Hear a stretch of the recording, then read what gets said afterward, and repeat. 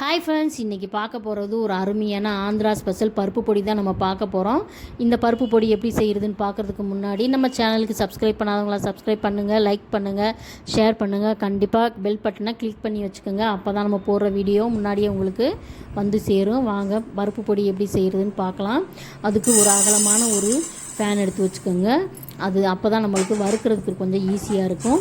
இப்போ இந்த பருப்பு பொடிக்கு தேவையான துவரம்பருப்பு ஒரு கண்ணாடி பவுலில் நான் எடுத்திருக்கேன். நிறையா ஒரு கப் அளவுக்கு எடுத்திருக்கேன். இந்த துவரம்பருப்பை நம்ம சிம்மில் வச்சு ஒரே கோர்ஸாக நம்ம வறுக்கணும். ஏன்னு கேட்டிங்கன்னா அப்போ தான் நம்ம சிம்மில் வச்சு வறுக்கும்போது தான் அந்த பருப்பு உள்ள வரைக்கும் நல்லா வறுபட்டு நம்மளுக்கு பருப்பை அரைக்கும் போது நல்லா அரைப்பட்டு நம்மளுக்கு பவுடர் அதிகரித்து கொடுக்கும். டேஸ்ட்டும் நல்லாயிருக்கும். இந்த துவரம்பருப்பில் புரதச்சத்து எல்லா சத்துமே, நார் சத்து எல்லா சத்துமே இருக்குன்றனால நம்ம இந்த துவரம்பருப்பை அதிகமாக எடுத்துக்கிறது ரொம்பவே உடம்புக்கு நல்லது. அதனால தான் இந்த பருப்பு பொடியில் துவரம்பருப்பு முக்கியமாக சேர்க்குறோம். இப்போ பாருங்கள், நல்லா அரைப்பட்டுருச்சு.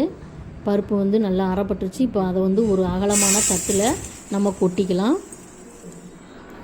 நீங்கள் எந்த அளவில் எடுக்கிறீங்களோ அதே அளவில் குவான்டிட்டி பிரிச்சுக்கோங்க. இப்போ நான் சிறுபருப்பு 3/4 கப்பு எடுத்திருக்கேன்.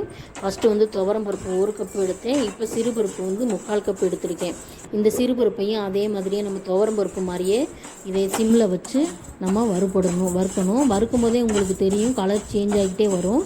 கொஞ்சம் நேரம் ஆக ஆக அந்த வாசனையும் கொடுக்கும். பருப்பு நல்லா வறுபட்டுருச்சுன்னா வாசனை வரும். வாசனையும் அந்த கலரும் நம்மளுக்கு நிறம் மாறுதல் தெரியும். அதிலே நீங்கள் கண்டுபிடிச்சிடலாம்.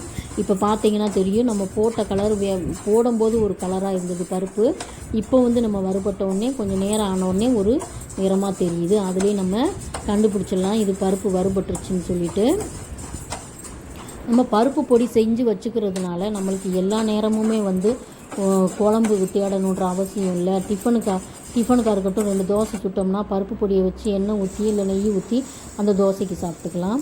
இப்போ பாருங்கள், பாசி பருப்பும் நல்லா வறுபட்டுருச்சு. இப்போ அதையும் அந்த தட்டில் கொட்டி வச்சுக்கலாம், ஆறட்டும். இப்போ அடுத்த பருப்பு நான் உடச்சக்கல்ல போட போகிறேன். இந்த உடச்சக்கல்ல 1/2 கப்பு போட்டிருக்கேன். ஃபஸ்ட்டு 1 கப்பு, அப்புறம் ரெண்டாவது பாசி பருப்பு 3/4 கப்பு, இது 1/2 கப்பு. இந்த மாதிரி குவான்டிட்டியில் தான் பருப்பு பொடி அரைச்சிங்கன்னா ரொம்ப டேஸ்ட்டாக இருக்கும். இந்த உடச்சக்கல்லையை நம்ம ஃபுல்லாக ட்ரை ரோஸ்ட் பண்ணக்கூடாது. ஏன்னு கேட்டிங்கன்னா இது முன்னாடியே ரோஸ்ட் பண்ணதுனால கருகலாயிடும். அது டேஸ்ட்டு மாற்றிடும். அதனால் சூடு பண்ணால் போதும். லேசாக சூடு ஏற்றினோடனே நம்ம கொட்டி வச்சுக்கலாம். அதை நம்ம அதில் அதே தட்டில் அந்த பருப்பு பொடியை சேர்த்து கொட்டி நல்லா ஆற வச்சுக்கலாம். இதுக்கடுத்து நம்ம இந்த பருப்பு பொடிக்கு தேவையான பூண்டை நம்ம இந்த மாதிரி நசுக்கி வச்சுக்கலாம். கண்டிப்பாக அந்த பருப்பு பொடிக்கு பூண்டு சேர்க்கணும். அந்த பூண்டை முழுசாக போட்டு நம்ம வறுக்காது. இந்த மாதிரி தட்டுனாதே நல்லாயிருக்கும். அதுவும் இந்த தோலோடு சேர்த்து நீங்கள் போட்டு பார்த்தீங்கன்னா அந்த தோலில் அதிகமான ஃபைபர் சத்து அதிகமாக இருக்குது, நார் சத்து அதிகமாக இருக்குது. நம்மளுக்கு மலச்சிக்கலாக இருந்தாலும் இந்த மாதிரி தோலோடு சேர்த்திங்கன்னா உங்களுக்கு அது ரிலீஃப் ஆகி கொடுக்கும். இப்போ நம்ம இதுக்கு தேவையான கருவேப்பிலை எடுத்துக்கலாம். கண்டிப்பாக நம்ம இட்லி பொடியாக இருந்தாலும் பருப்பு பொடியாக இருந்தாலும் கருவேப்பிலை கண்டிப்பாக சேர்க்கணும். ஏன்னு கேட்டிங்கன்னா நம்ம எந்த ஒரு குழம்பு வச்சாலும் பொரியல் வச்சாலும் கருவேப்பிலையை போட்டோன்னா நம்ம சாப்பிட்றதே இல்லை, அதை ஒதுக்கிக்கிட்டு தான் போகிறோம். அதனால் இந்த மாதிரி எதுனா பொடி வகைகள் செய்யும்போது தான் நம்ம கருவேப்பிலையை ஆட் பண்ணி அரைச்சி கொடுத்தோன்னா அது நம்மளுக்கு ஃபுல்லாக நம்ம எடுத்து போட முடியாது, ரிமூவ் பண்ண முடியாது. ஏன்னா அது அரைப்பட்டிருக்கு. இதோட சத்துக்கள்லாம் நம்மளுக்கு ரொம்பவே நல்லது. இதில் அதிகமான நார் சத்து இருக்குது. பசியை தூண்டும். பசிக்காதவங்க இந்த மாதிரி சாப்பிட்டாங்கன்னா பசி அதிகமாக எடுக்கும். ஜீரண சக்திக்கு இது அதிகப்படுத்தும் இந்த கருவேப்பிலை பொடி.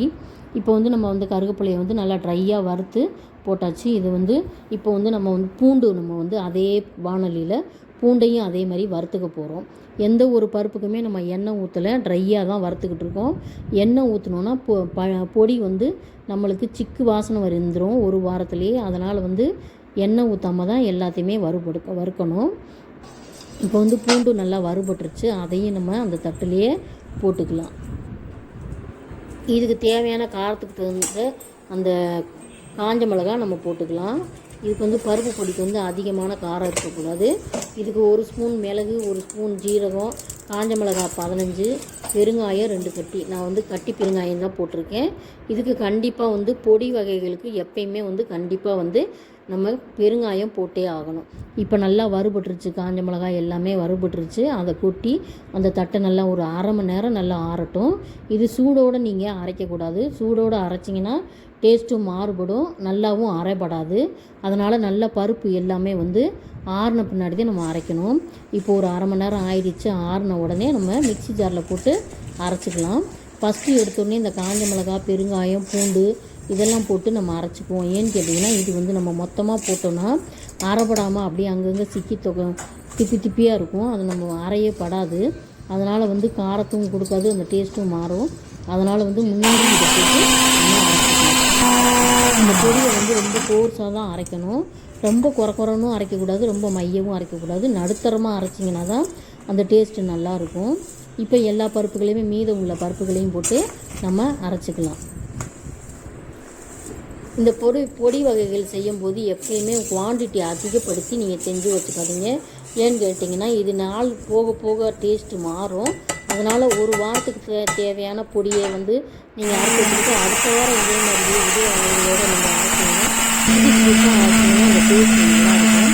நம்ம மொத்தமாக ஒரு குவான்டிட்டி ஒரு மாதத்துக்கு இல்லை 2 மாதத்துக்கு சேர்த்து அரைச்சோம்னா பொடி நல்லாயிருக்கும். ஆனால் வந்து டேஸ்ட்டு மாறிக்கிட்டே இருக்கும் ஒவ்வொரு. அதனால சொல்கிறேன், வாரம் கொஞ்சம் கொஞ்சமாக போட்டு அரைச்சிக்கிட்டிங்கன்னா நல்லதும் கூட, டேஸ்ட்டு நம்மளுக்கு நல்லாயிருக்கும். இப்போ வந்து எல்லாமே நல்லா ஒரே மாதிரியே நல்லா அரைச்சிருச்சு. இப்போ சூப்பரான ஆந்திரா ஸ்பெஷல் பருப்பு பொடி தயாராகிடுச்சு. இப்போ பாருங்கள், ரொம்ப மையாவும் இல்லை, ரொம்ப குறன்னும் இல்லை, நடுத்தரமாக கரெக்டாக இருக்குது. இந்த கலரை பார்த்தாலே சூப்பராக இருக்குது. இட்லி தோசைக்கும் சாப்பிட்லாம், சாதத்துக்கும் சாப்பிட்லாம். சூடான சாதத்தில் நல்லெண்ணெய், நெய் இதெல்லாம் ஊற்றி, தேங்காய் எண்ணெய் இதெல்லாம் ஊற்றி அந்த பொடியை போட்டு சாப்பிட்டு பாருங்களேன், அல்டிமேட்டாக இருக்கும். ஒரு ஊறுகாய் மட்டும் வச்சு சாப்பிட்டு பாருங்கள், சூப்பராக இருக்கும். இதே மாதிரியே நீங்களும் ஆந்திரா ஸ்பெஷல் பருப்பு பொடி செஞ்சு உங்கள் வீட்டில் இருக்கவங்களுக்கு செஞ்சு கொடுங்க. அசத்தலாக இருக்கும், சூப்பராக இருக்கும்.